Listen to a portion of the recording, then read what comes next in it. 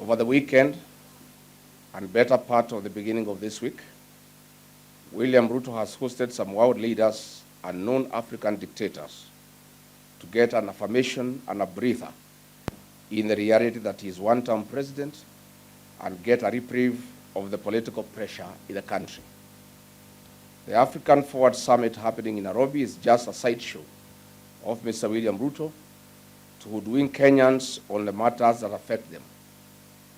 But what is coming out of it is nothing for the Kenyan people.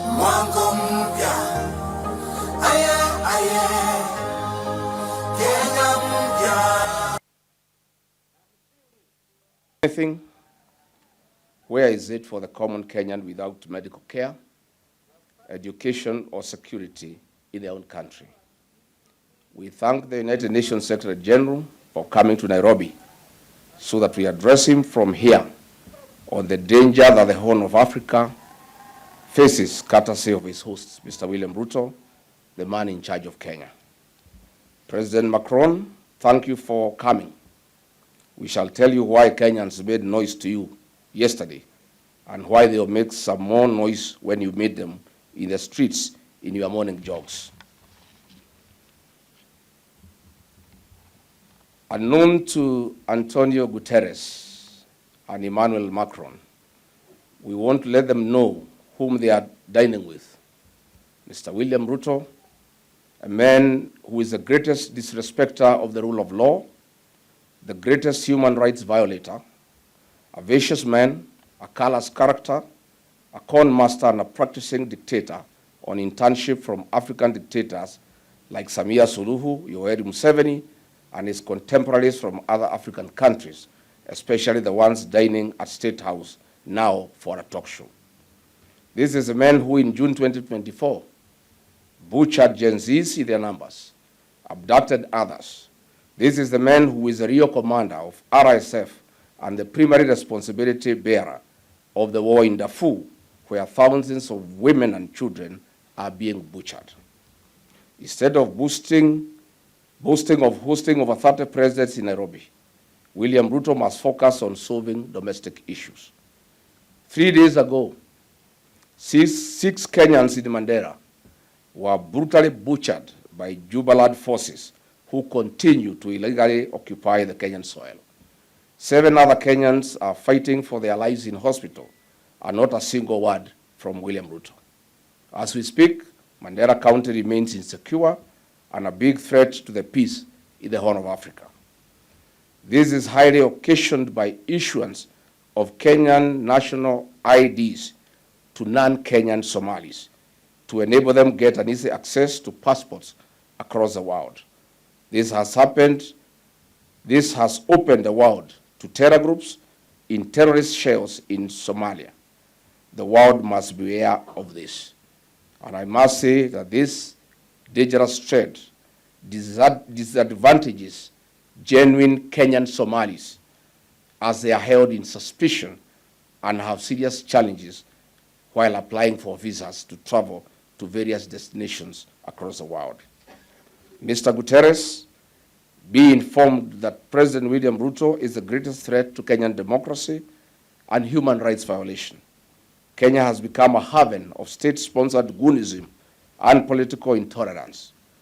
Ahead of the 10th August 2027 polls, Kenya risks to have over 2 million goons in the streets, courtesy of William Ruto's creation. Kenya risks the Haiti route.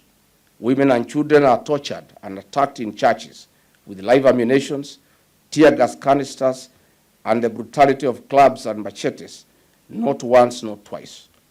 Businesses belonging to certain communities are being torched by goons under police escort, and the president remains silent. Mr. William Ruto is, in a mischievous way, creating electoral fear and voter suppression. Kenya risks slipping into anarchy. Might William Ruto be tempted to rig elections that he is about to lose? We urge the world, and especially the UN Secretary General, that the actions and omissions of President William Ruto ahead of 2027 polls. Mr. Antonio Guterres, Kenya has become a global hub for abductions, human trafficking, an international drug superhighway, an international drug destination. Foreigners and asylum seekers in Kenya have no peace. At least 50 foreign nationals have been abducted, tortured, or killed on Kenyan soil over the last 4 years. These incidents generally fall into two categories: transnational repression targeting asylum seekers and political critics, and terrorist-related kidnappings in specific high-risk regions. On the transnational repression and asylum seekers, the government of President William Ruto has colluded with foreign governments to seize political dissidents and asylum seekers. For instance, in October 2024, 7 Turkish asylum seekers were abducted in Nairobi in a mafia style and brutally tortured.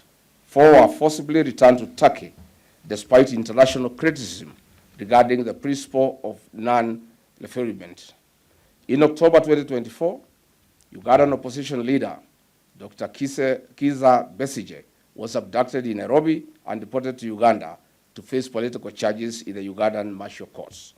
In January 2025, a Tanzanian journalist, Maria Sarungi, was abducted in Nairobi and was headed to Tanzania for charges and jail under Samia Suluhu, but Kenyans stopped it. Nationals from Southern Sudan, Ethiopia, Tanzania, and Rwanda have been targeted for their political activism or criticism of their home governments. They are not safe in Kenya. On William Ruto's dalliance with M23 rebels, the DRC president was visibly uncomfortable visiting Kenya for the summit, and thereafter instead opted to go to Uganda for President Museveni's inauguration, a clear statement of his discomfort with Kenya's interference in DRC Congo. On the issue of peace in the Horn of Africa, Mr. Guterres, now that you are here in Kenya, we have severally warned about the war in Darfur, Sudan, Southern Sudan, DRC conflict, and Somalia.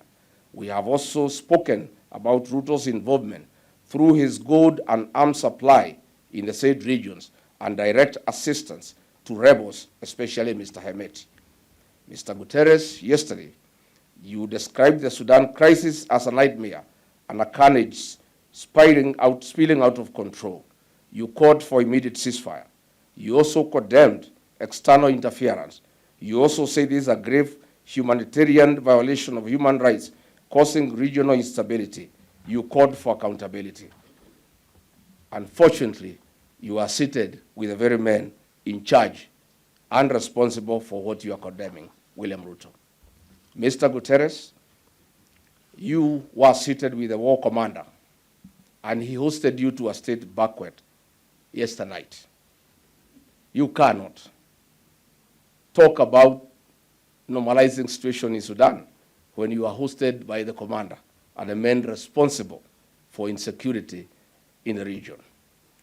Recent exposes by media and other institutions have vindicted me. The following is the list of criminals from Somalia, Zimbabwe, Southern Sudan, and Sudan who have been issued with Kenyan diplomatic passports, and they are housed here in Nairobi by William Ruto, and they continue to cause havoc in their countries. Children and women in Sudan and DRC are crying because of his actions on RSF and his connections with M23. The media will be giving you a list of criminals, international criminals, most facing sanctions, drug traffickers that have been issued by passports by Kipchumba Murkomen, the worst minister for interior since independence. A man, for the right price, will sell Kenyan passports to any criminal anywhere in the world. We'll be giving you that list so that you can also cross-check that these world criminals have been issued with Kenyan passports. The world must know that Kenya is an international highway for drug trafficking and destination as well. In Mr. Ruto's cabinet sits 2 drug barons, and it's unfortunate that they shook hands with the UN Secretary General, Mr. Antonio Guterres. On the war in Russia and Ukraine, as of May 2026, over 1,000 Kenyans are estimated to have been lured into fighting for Russia in the Ukraine war, with at least 19 deaths reported. Many are tricked by 4 civilian jobs offers but sent to front lines after minimal training. This is done with the full knowledge of Mr. William Ruto and some of his cabinet secretaries who are actively involved in these matters. The international community must investigate this matter, and the greatest convener of this atrocity must face the law. In the presence of Emmanuel Macron from France, it is important we let you know why Kenyans made noise to you at the University of Nairobi Taifa Hall. It wasn't because of disrespect or hatred. They had a message for you, that their taxpayers' money has been used and wired to French farms to a tune of Kenya shillings 7 billion, being proceeds of crime, as their children are not in school and they have no food on the table. Mr. Macron, this is how it happened. On September 30, 2020, under President Uhuru Kenyatta's government, French farms were awarded a Kenya shillings 159 billion contract to build the Nairobi-Nakuru-Mau Summit Road. However, the deal was cancelled by President William Ruto administration even before the contractor commenced works, ushering in Chinese contractors to give room for corruption. The entry of the Chinese contractors, CRBC, came after the president visited Beijing in April last year. Based on reports emerging in May 2026, the Auditor General has flagged the irregular diversion of approximately 7.3 billion Kenya shillings from the fuel levy intended for road maintenance to pay French firms for the cancellation of the Rironi-Mau Summit toll road contract. Mr. Macron, your French firms had a contract of 150 billion for a bigger scope. The Chinese firm CRBC firm takes it to 200 billion on a smaller scope, creating a 50 billion fund for corruption by William Ruto and the Chinese contractors.